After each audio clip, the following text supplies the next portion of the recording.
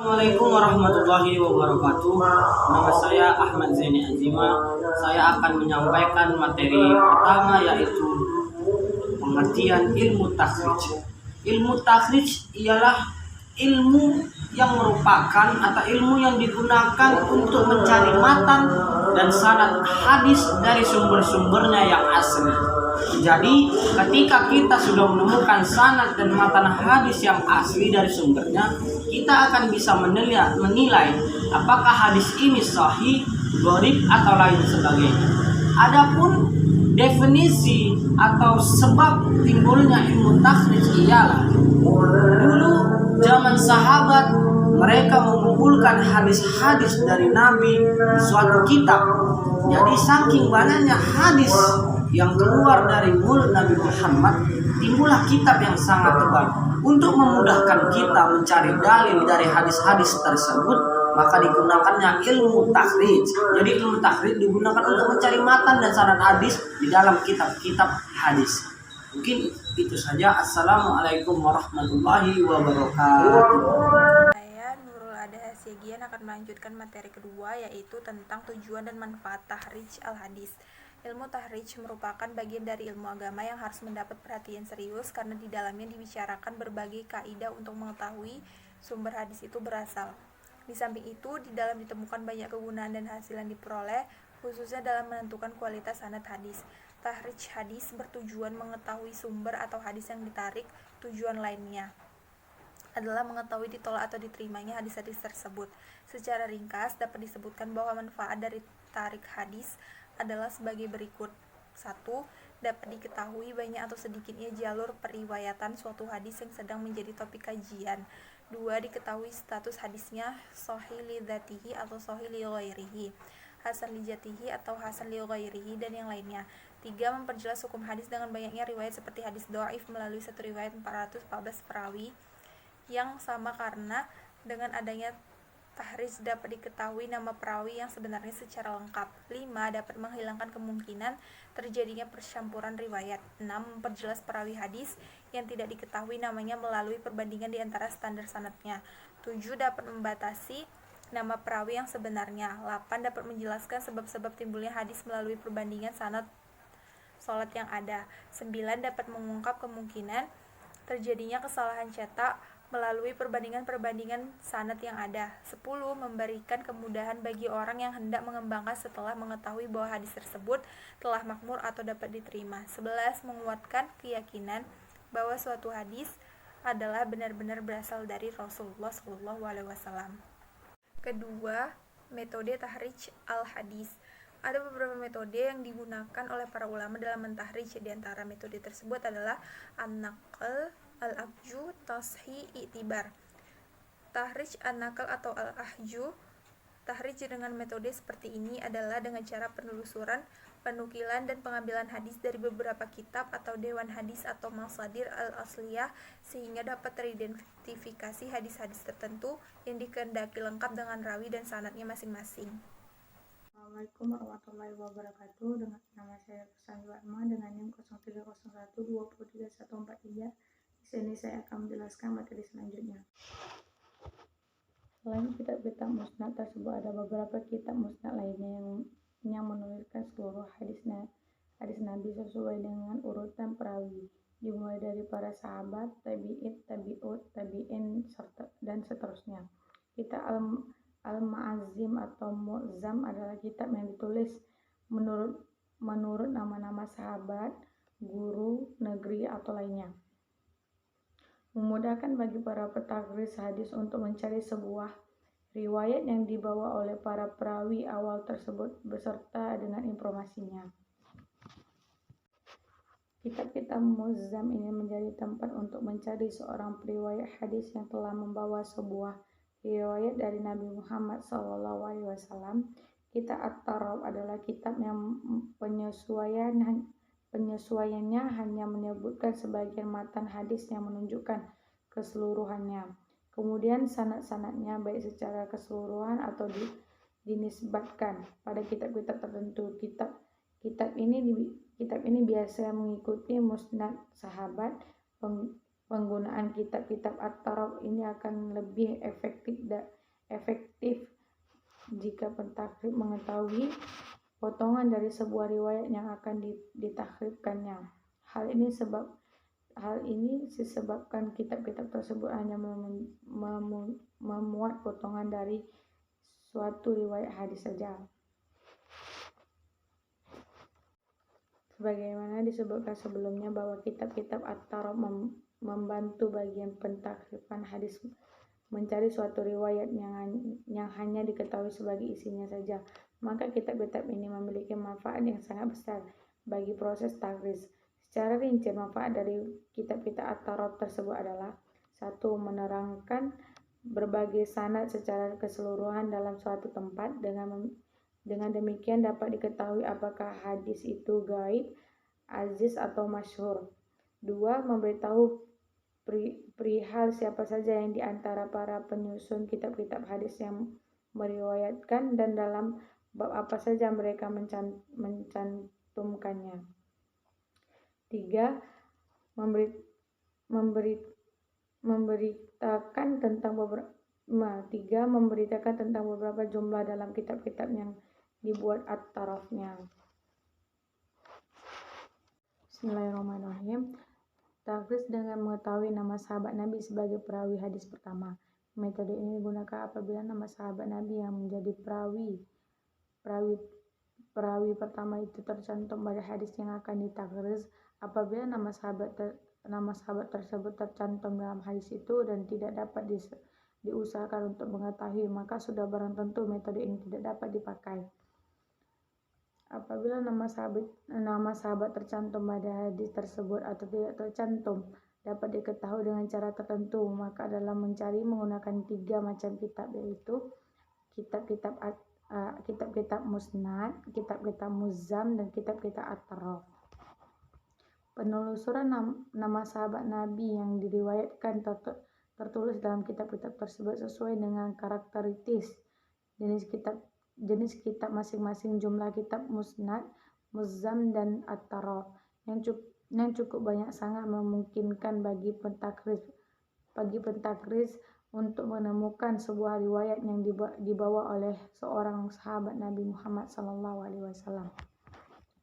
Kitab-kitab musannid atau musnad adalah kitab-kitab yang disusun berdasarkan nama sahabat atau hadis-hadis para sahabat yang dikumpulkan secara tersendiri. Dengan mengumpulkan suatu nama sahabat Nabi yang meriwayatkan, maka dapat kita telusuri dalam kitab musnad riwayat tersebut serta riwayat lainnya yang dibawa oleh sahabat Nabi tersebut.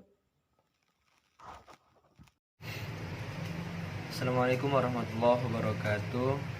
Saya akan melanjutkan materi tentang metode takhrij. Saya akan membahas metode takhrij dengan mengetahui tema. Metode ini akan mudah digunakan oleh orang yang sudah terbiasa dan ahli hadis. Dengan mengetahui suatu tema dari hadis, kita dapat mengetahui hadis itu dikeluarkan dari mana. Orang awam akan kesulitan dalam menggunakan metode takhrij ini, karena yang dituntut dalam metode ini adalah kemampuan mengetahui tema dari suatu hadis yang akan ditakhrij. Menurut Muhammad Tohnan, metode ini digunakan oleh orang-orang yang mempunyai insting untuk mengetahui tema dari suatu hadis. Walaupun demikian, bagi orang-orang yang memiliki azam untuk mentakhrij sebuah riwayat, bisa menggunakan metode ini. Metode ini menggunakan beberapa kitab yang dijadikan sebuah alat untuk melacak suatu riwayat. Di antaranya adalah kitab-kitab yang membahas seluruh masalah keagamaan dalam bentuk al-jawami', al-musakharajat, al-musadrokat, al-majami', al-zawa'id, miftah kunuz as-sunnah. Sedangkan kitab-kitab yang membahas sebagian besar dari keagamaan dalam bentuk as-sunan, al-musannafah, al-muwatta'at al-musakhkharajat ala sunnah, dan kitab-kitab yang membahas topik-topik tertentu dari masalah agama dalam bentuk al-jaza', targhib wa al-tarhib, az-zuhud wa al-fadla'il wa al-adab wa al-akhlaq, dan al-ahkam.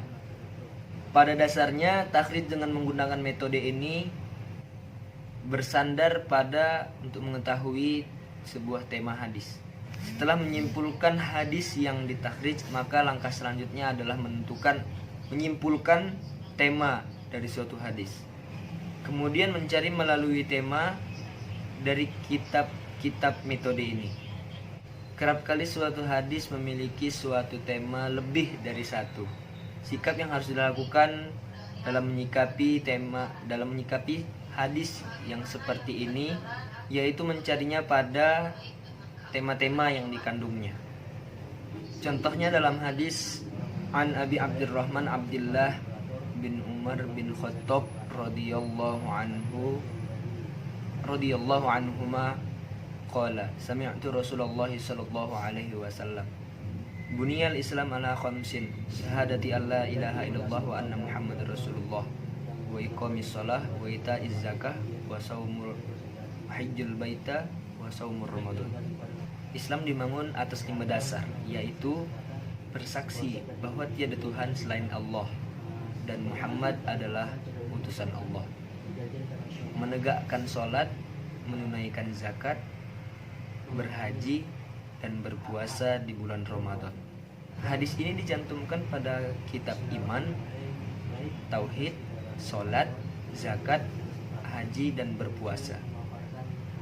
Adapun kekurangan dari metode ini adalah terkadang tema dari sebuah hadis sulit untuk didapatkan. Sebagai akibatnya, takhrij tidak akan menggunakan metode ini. Dan juga terkadang dalam menggunakan metode ini, pemahaman peneliti tidak sesuai dengan susunan yang sudah disusun dalam kitab-kitab. Sebagai akibatnya, penyusun kitab meletakkan hadis dalam posisi yang tidak diduga dari peneliti tersebut. Selanjutnya yaitu metode mengetahui sikap khusus matan atau sanad hadis. Metode ini memperhatikan keadaan-keadaan dan sifat hadis yang baik dari matan atau sanadnya. Pertama yang diperhatikan adalah keadaan sifat pada matannya, kemudian pada sanadnya, dan lalu pada keduanya.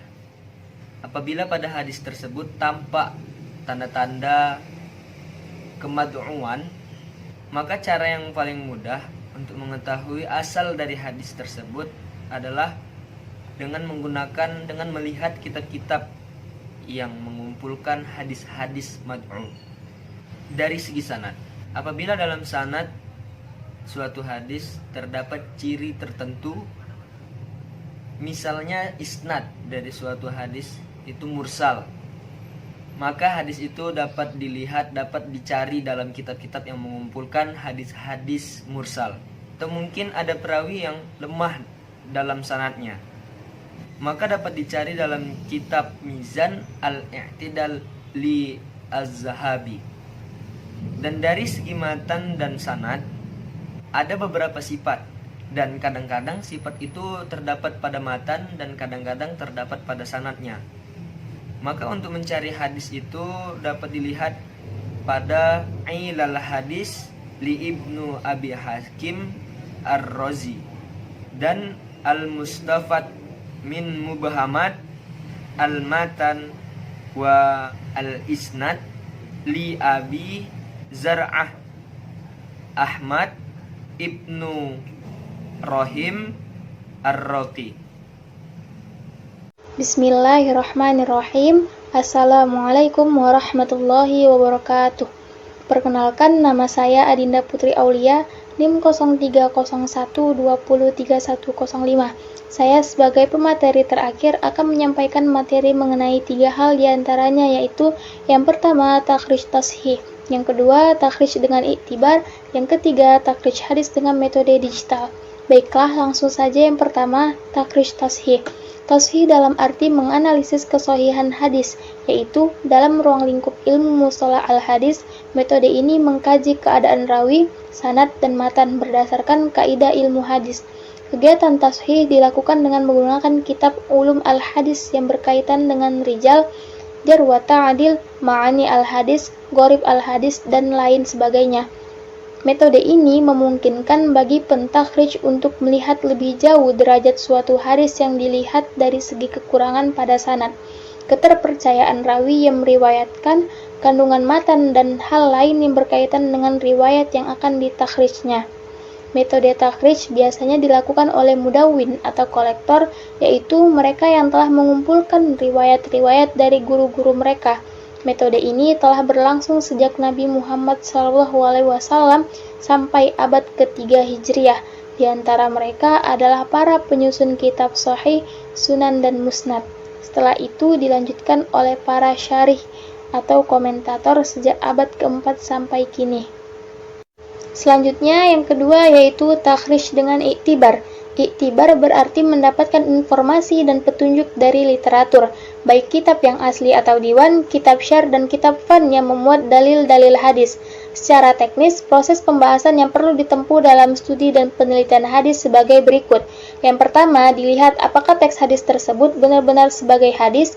Yang kedua, dikenal unsur yang harus ada pada hadis berupa rawi, sanad, dan matan. Yang ketiga, termasuk jenis hadis apa hadis tersebut, dari segi rawinya, matannya, dan juga sanadnya. Yang keempat, bagaimana kualitas hadis tersebut. Yang kelima, bila hadis itu makbul, bagaimana ta'amulnya, apakah ma'mul bih atau ghair ma'mul bih. 6. Teks hadis harus dipahami ungkapannya, maka perlu diterjemahkan. Yang ketujuh, memahami asbabul wurud hadis. Yang kedelapan, apa isi kandungan hadis tersebut. Dengan langkah-langkah ini, maka suatu hadis akan diketahui apakah ia adalah hadis yang sahih atau tidak. Demikian juga bisa diamalkan atau tidak. Jika dalam riwayat tersebut ternyata termasuk riwayat yang mukhtalif, maka bagaimana cara kompromi dengan riwayat lainnya.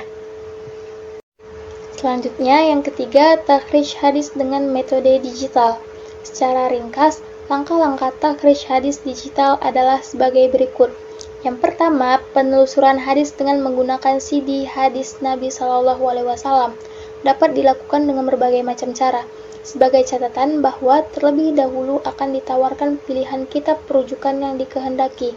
Dalam hal ini, CD hadis yang tersedia membatasi pada 9 kitab hadis muktabar, yaitu Sahih Al-Bukhari, Sahih Muslim, Jami' Al-Turmuzi, Sunan Abi Dawud, Sunan Al-Nasai, Sunan Ibnu Majah, Sunan Al-Darimi, Muwatta Imam Malik, dan Musnad Al-Imam Ahmad bin Hanbal. Yang kedua, penelusuran hadis berangkat dari lafaz yang dikenal. Contoh mencari hadis yang di dalamnya terdapat lafaz, maka dapat dilakukan dengan dua cara, yaitu melalui fasilitas pilihan huruf yang telah disediakan CD hadis, atau dengan menuliskan sendiri lafaz itu pada tempat yang telah disediakan. Yang ketiga, penelusuran hadis Nabi SAW berangkat dari bab yang umumnya memuat hadis tersebut. Misalnya, dibuka di bab kunut itu sendiri. Bila tidak dijumpai, maka dapat diakses pada bab sholat. Demikian seterusnya. Yang keempat, penelusuran hadis berangkat dari rawi yang paling atas. Dalam hal ini, lebih rumit karena harus mencari lebih detail hadisnya.